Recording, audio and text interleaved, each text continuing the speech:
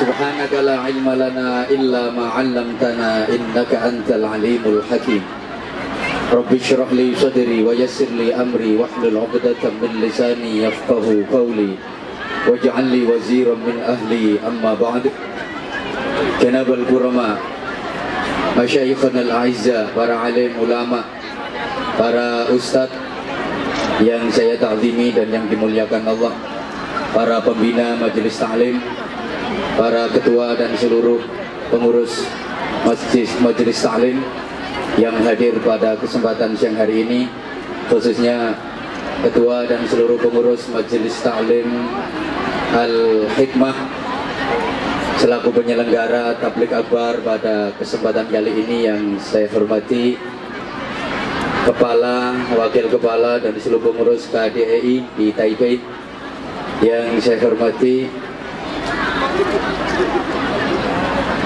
jemaah sekalian, bapak-bapak, mas-mas yang ganteng-ganteng, baik yang kuning maupun yang ireng, ibu-ibu, mbak-mbak yang ayu-ayu, baik yang guru maupun yang lemuh-lemuh. Subhanallah, walhamdulillah, wala ilaha illallah, wallahu akbar, wala hawla wala quwwata illa billahil aliyyil azim. Sungguh merupakan satu kebahagiaan tersendiri buat saya betapa saya yang dhaif ini ditakdirkan Allah untuk bisa menyapa, menjumpai saudara-saudara saya. Demi Allah, saya tidak merasa ini berada di negeri orang. Rasanya koyok neng tonggo sebelah. Soalnya kita wong burek-burek.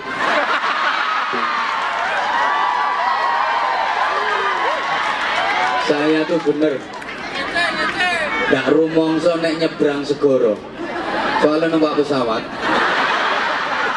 Subhanallah, sampai-sampai saya nggak bisa mengungkapkan perasaan di hati saya saking bahagianya. Alhamdulillah, pada kesempatan kali ini kita masih diberikan iman, Islam, kesehatan, kesempatan, kekuatan, dan insya Allah keikhlasan. Sama-sama kita hadir bersilaturahim, bertolabul ilmi, dengan satu harapan mudah-mudahan kualitas hidup kita semakin hari semakin baik, semakin dekat kepada Allah Subhanahu wa Ta'ala, dan semakin dirindukan oleh surganya.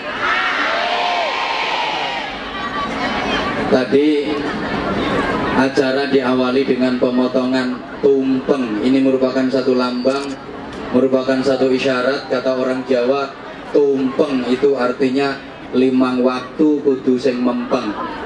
Artinya kalau mengerjakan sholat maktubah yang limang waktu itu harus sungguh-sungguh, itu harus mempeng.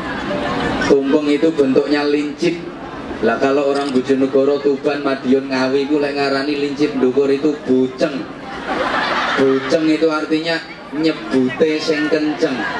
Artinya zikirnya harus yang sungguh-sungguh. Aja kaya arek-arek iku. Buceng iku lek pengen iso mlebu kudu kenceng.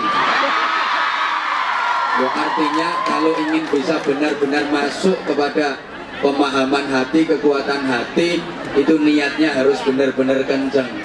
Maka kata orang Jawa, tumpeng buceng itu diwadahi daun pisang namanya takir. Itu dari bahasa talkir, yang artinya kita suruh memperbanyak zikir kepada Allah Subhanahu wa Ta'ala. Jemaah sekalian yang saya hormati rahimakumullah, kegiatan semacam ini kelihatannya remeh, sampeyan hanya sekedar lungguh, bersimpuh, tapi hati tawajuh. Kelihatannya hanya duduk-duduk, kata orang Bojonegoro, tengok-tengok, ngelimpruk, sikilmu mbok tekuk, tingkluk, ada yang sendak-sentuk mergo ngantuk. Tapi ternyata pulang dari sini nanti sampeyan semua bawa sesuatu yang namanya barokah. Orang tuh kadang kalau diomongin barokah suka nggak percaya. Alah kabeh ustaz yo padha wae. Padha wae kabeh kiai yo ngono. Sidi-sidi barokah, sidi-sidi barokah. Kalau ngaji itu mesti barokah. Barokah itu apa? Mohon maaf, barokah itu unsur terpenting dalam hidup manusia. Maka jangan sekali-kali meremehkan yang namanya barokah. Jangan menyepelekan yang namanya barokah. Memang barokah itu kayaknya tidak ketara. Orang ketok bahasa Indonesianya. Barokah itu tidak ketak. Terus kadung mbok guyu. Oke, barokah itu memang tidak kelihatan, tapi ada. Barokah ini kalau ketela, tapi bodoh. Ini cangkreng medur. Lo ketela, tapi bodoh. Ada, tapi nggak kelihatan. Tidak kelihatan, tapi ada. Kurang lebih gambarannya kayak cinta. Love. Cinta itu kan ada, tapi nggak kelihatan. Ketika dadamu berdebar-debar, hatimu selalu bergetar, jantungmu berdegup kencang, ada spirit yang menyala, ada semangat yang membara. Setiap jumpa dengan si dia, hatimu senggering-senggering. Itu berarti ada cinta di dadamu. Tapi cinta itu warnanya bagaimana? Hijau, coklat, biru, ungu, pink, ireng. Bagaimana bentuknya cinta? Kotak, bunder, lonjong, rengget-rengget. Pokoknya barokah seperti itu. Ono tapi ora ketok. Ora ketok tapi, ayo dijawab. Ono tapi ora ketok tapi ono. Contoh sing gampang koyok entut. Entut itu kan ada tapi nggak kelihatan. Kayak kumpul bareng-bareng sesek-sesekan, di irung kok moro bel, selengut, nyeng, ke ambune khas. Maka biasanya setelah itu akan terjadi yang namanya tutwuri handayani. Sing ngentut buri, sing arep diarani. Barokah itu subhanallah, sama-sama kerjanya, sama-sama gajinya, jumlahnya sama, tapi kehidupannya tidak sama. Ini kadang satu barokah, satu tidak barokah. Yang belakang bisa dengar suara saya? Halo? Halo? Yang belakang dengar suara saya? Ada orang sama-sama jadi TKW, gajinya sama, tapi kehidupannya itu bisa berbeda. Sing siji ku iso nyentel, iso tuku tanah, iso bangun omah, anake solih-solihah, suaminya setia. Yang satu wis ndak dunung blas. Gaji ndak pernah nyentel, utang sak pirang-pirang, bojo dicolong wong. Ini yang satu barokah, yang satu ndak barokah. Mohon maaf. Sama-sama belajar, sama-sama menuntut ilmu, sama-sama di pesantren. Waktu mondoknya sama, lamanya sama, misal 10 tahun. Tapi begitu pulang di masyarakat, itu jadinya bisa berbeda. Yang satu benar-benar dibutuhkan oleh masyarakat, dikanggukno wong. Tapi yang satu sama sekali tidak direken sama masyarakat. Ini namanya satu barokah, satu enggak. Yang satu begitu pulang, langsung manfaat dan berkah ilmunya, betul-betul dibutuhkan nama masyarakat. Yang satu sama sekali tidak direken nama masyarakat. Masyarakat dano sing doyan, selamatan aja tidak diundang. Sama-sama bisa ceramah, sama-sama bisa pidato. Siji laris, siji tidak payu. Loh, kalau perkara ceramah, perkara pidato banyak orang bisa, betul? Bahkan sampean pun misalnya menirukan ceramah saya persis, sampean hafalkan, sampean jiplak, iso bro, iso. Ceramahnya bisa ditiru, sing gak kena ditiru itu payune. Ini namanya barokah. Halo. Maka untuk itu kesempatan kali ini saya disuruh ngisi pengajian. Sementara orang Jawa ada yang mengistilahkan dengan pakai bahasa krama, tiga boso kromo pengaosan. Itu saya kurang seneng karena arti dan konotasinya berbeda. Allahumma sholli ala Muhammad.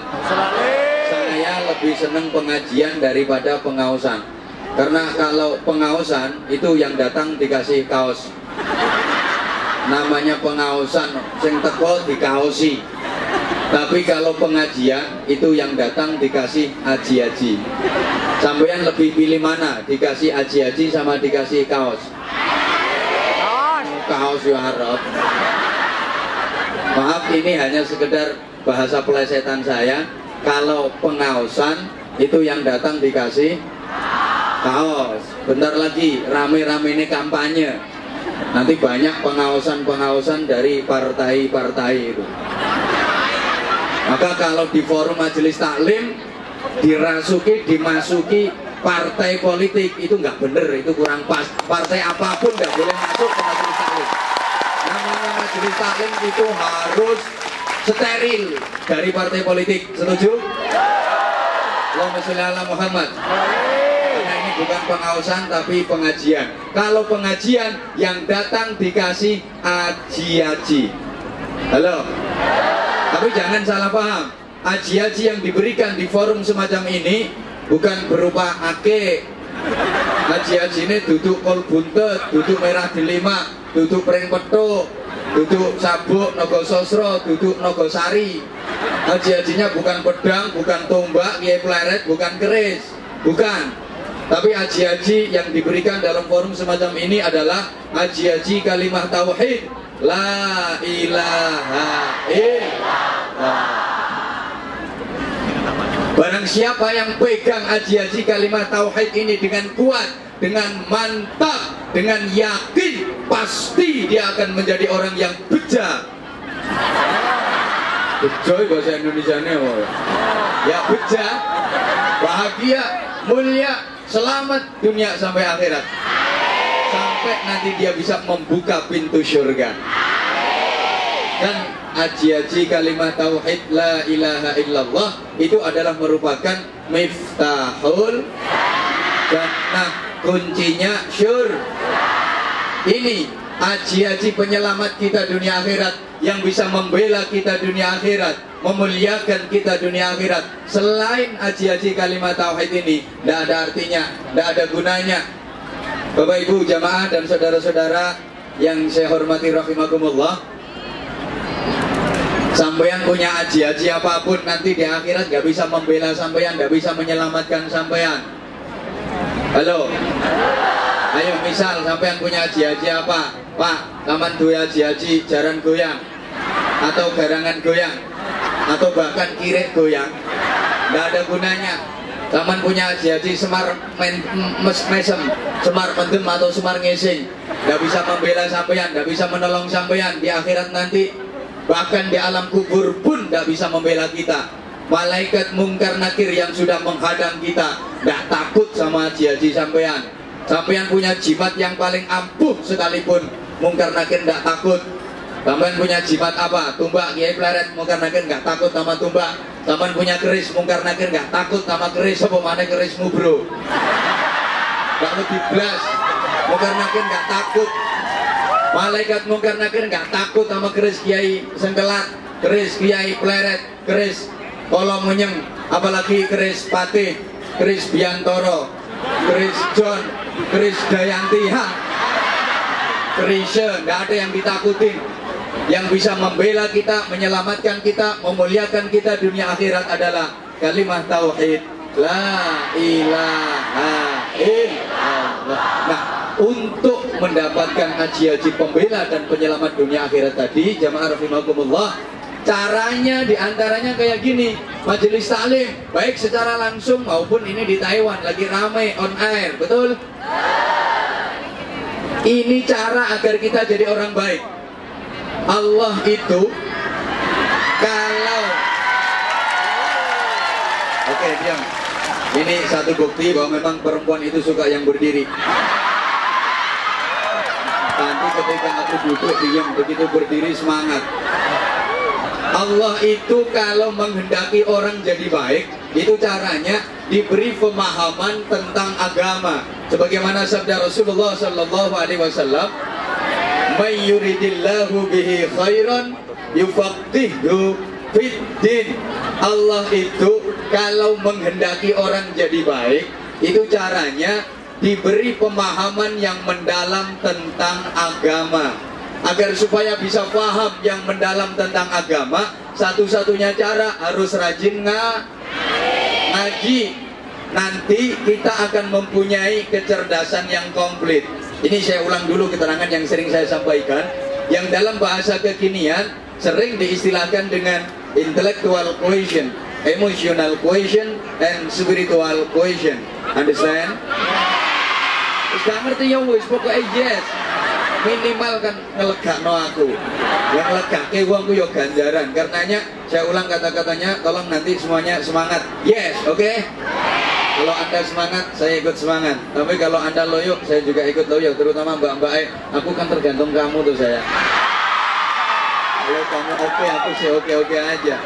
Kecerdasan lengkap dan komplit dimaksud itu adalah intellectual quotient, emotional quotient, and spiritual quotient. Understand? Gak ngerti ya wes pokoknya ya. Tak kasih gambaran simpel. Ibarat orang sholat, tingkat cerdas intelektual itu asal bener syarat rukun dikerjakan, yang membatalkan ditinggalkan, itu baru tingkat intelektual. Kekhusyuan tidak ada. Halo. Tingkat emosional itu kalau syarat rukun dikerjakan, yang meninggalkan dibatalkan, sholatnya khudu dan khusyuk. Tingkat intelektual, tingkat emosional. Kemudian tingkat yang tertinggi spiritual itu ketika sholat tadi diaplikasikan dalam sikap sehari-hari. Setelah mengerjakan sholat, perilakunya menjadi lebih baik. Allahumma sholli ala Muhammad. Ibarat sampeyan baca istighfar, astaghfirullahaladzim, itu membacanya benar, fasih, tartil, sesuai dengan kaidah-kaidah tajwid, itu tingkat intelektual. Bagaimana melafadzkan sin, ta, wain, fa, ra, lafdzul jalalah, tepat membacanya. Bukan ash, itu sin besar, ash keliru tapi kecil, as. Kemudian te, ini beda dengan T karena T, astaghfirullahaladzim. Ini baru intelektual karena hanya berkaitan dengan kefasihan, berkaitan dengan tajwid. Mohon maaf, fasih lesannya belum tentu fasih pula hatinya. Kadang ada orang itu lesannya fasih tapi hatinya tidak karu-karuan. Mek salam, masya Allah, assalamualaikum warahmatullah wabarakatuh. Tapi kita kok itu ayu matanya pelorok. Halo. Ada orang itu lesannya fasih tapi hatinya tidak fasih. Sholat tuh masya Allah fasihnya luar biasa. Baru takbiratul ihram medeni wong, tangan diangkat gek kaku ngececem.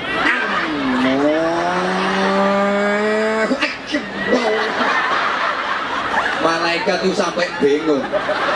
Caranya malaikat itu takbir apa dadi kiper. Lesannya fasih tapi ternyata atine blangkrak tekan dindi. Ini baru intelektual. Halo. Nah, tingkat emosional itu kalau istighfar tadi penuh penghayatan, dibaca lesan, dihayati dalam hati yang mendalam. Jadi lesan baca astaghfirullahaladzim, itu hatinya mohon maaf segala dosa, mohon ampun dengan sungguh-sungguh segala dosa kepada Allah, sambil istighfar astaghfirullahaladzim, ya Allah ampuni segala dosa hamba ya Allah. Terus dosa-dosanya dilapurno kabeh nang Allah, sambil istighfar, sambil laporan astaghfirullahaladzim, lapor mendem, lapor astagfirullahaladzim, lapor gendaan, lapor astagfirullahaladzim, lapor selingkuh. Ini penyakit umum ini. Laporan kabeh. Halo. Woi. Astagfirullahaladzim, lapor nyolong duitnya majikan. Laporkan, ini namanya emosional. Nah, tingkat spiritual itu ketika istighfar di play oriented kan dalam sikap sehari-hari. Aku ngomong play oriented, paham? Nggak ngerti. Diaplikasikan dalam aplikasi, orang ngerti. Implementasi juga roh. Berarti rohmu terasi berarti. Setelah istighfar, akhlaknya menjadi lebih baik, ibadahnya meningkat baik secara kuantitas maupun secara kualitas. Ini namanya komplit. Nah, dengan demikian, halo, kita nanti bisa mendapatkan ilmu dari mana saja. Makanya rajin ngaji, kumpul sama ustadz, kumpul sama kiai. Oke, tak ajak nyanyi dulu. Aku pengen roh, arek-arek iso nyanyi kagak. Pakai bahasa Jawa nanti ditransit ke bahasa Indonesia. Coba nanti kalau bisa disambung. Allahumma sholli ala Muhammad. Ini nanti kaitannya sama ngaji bareng-bareng. Tombo ati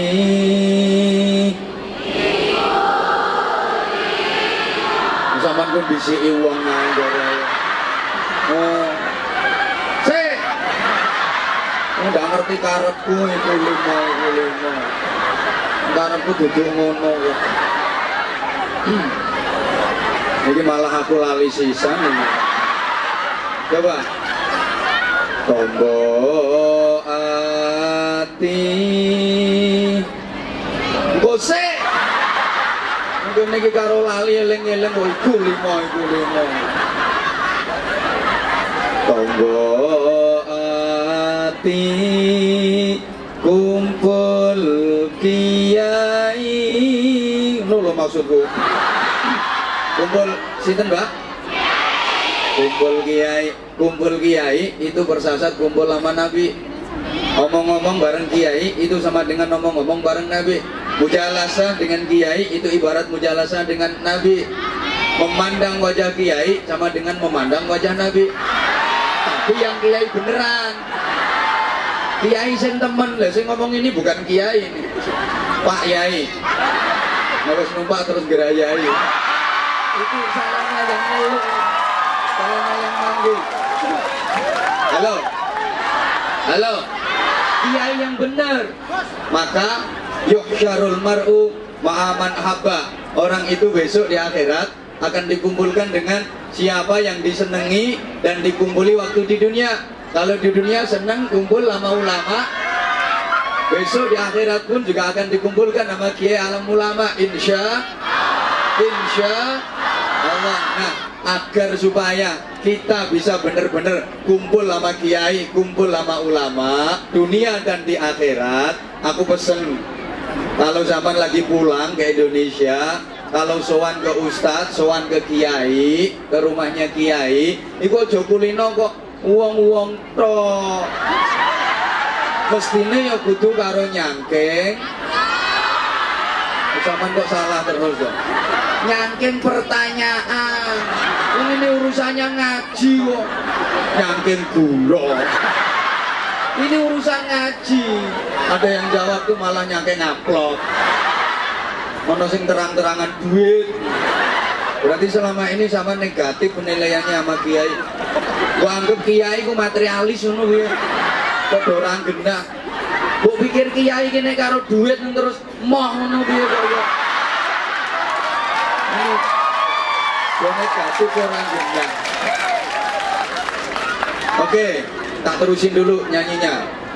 Tombo ati kumpul kiai melu ngaji dilakoni. Itu kalau ditransit ke bahasa Indonesia ya obat. Bentar, langsung sholawat. Oke, sambil kita langsung sholawatan. Wes, tidak apa-apa. Sambil berinfak. Obat hati kumpul kiai ikut ngaji dijalani. Kabuane gak enak. Enak sih sebenarnya enak. Cuman aku tuh kepingin teman-teman itu ikut sholawatan semua. Ayo Mbak, ini